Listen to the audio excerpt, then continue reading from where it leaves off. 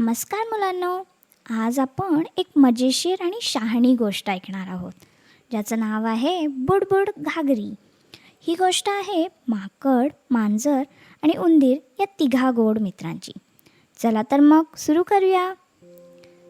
एका गावाजवळ एक मोठ्या झाडाखाली माकड, मांजर आणि उंदीर राहत होते. ते तिघेही खूप चांगले मित्र होते. एक दिवस ते तिघं झाडाखाली बसून गप्पा मारत होते. माकड म्हणालं, अरे आपण आज काहीतरी वेगळं करूया. उंदीर म्हणाला, हो ना, काहीतरी टेस्टी. मांजर, मग खीर बनवूया का? सगळ्यांनी होकार आनंदाने दिला. माकड पातेलं घेऊन आलं, उंदीर रवा आणि साखर घेऊन आला आणि मांजर दूध घेऊन आलं. ते सगळे मिळून मातीच्या चुलीवर खीर शिजवू लागले. वाफाळती खीर शिजत होती आणि तिघांच्याही तोंडाला पाणी सुटलं होतं. खीर थोडी वेळ शिजू द्यायची होती. माकड आणि उंदीर म्हणाले, म्हणजे आपण थोड्याच वेळात नदीवर जाऊन येतो. मनीमाऊ, तू खिरीची राखण करशील. मांजर एकटीच चुली शेजारी बसली. तिच्या नाकात खिरीचा गोड सुगंध शिरला.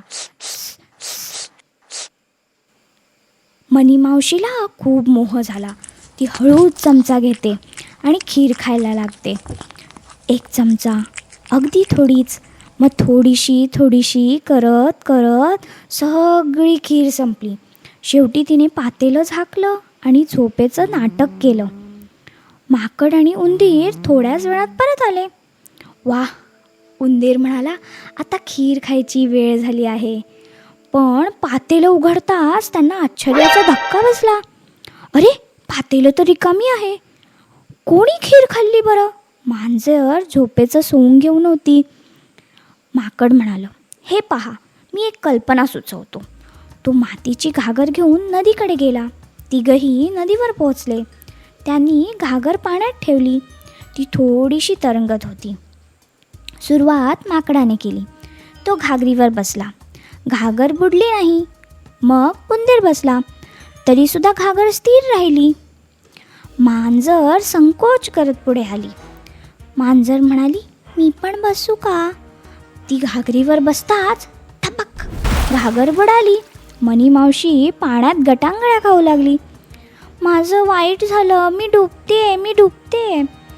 पाण्यातून बाहेर आल्यानंतर मनीमावशी रडू लागली. माफ करा रे मित्रांनो, मी चुकी केली. मोह झाला मला खिरीचा. माकड म्हणालं, ठीक आहे, पण पुढे असं करू नकोस. उंदीर म्हणालं, मैत्रीत प्रामाणिकपणा नक्की हवा. हे तिघं पुन्हा एकत्र आले. आपल्याला ह्या गोष्टीतून काय बरं कळालं? नेहमी खरं बोलावं. मैत्रीत कधीही फसवणूक करू नये.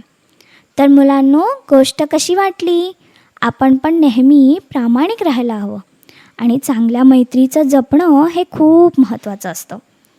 तर पुन्हा भेटूया एका नवीन गोष्टीसह. तोपर्यंत नमस्कार, गोड गोड झोप घ्या. धन्यवाद. ही गोष्ट तुम्हाला आवडली का मुलांनो? अशाच आणखी मजेशीर आणि शिकवण देणाऱ्या गोष्टींसाठी आमच्या स्टोरी टाईम विथ ऐशू या चॅनलला लाईक, शेअर आणि सबस्क्राईब करायला विसरू नका. पुन्हा भेटूया नवीन गोष्टीसह. तोपर्यंत बाय बाय आणि खूप खूप खेळा आणि हसा. धन्यवाद.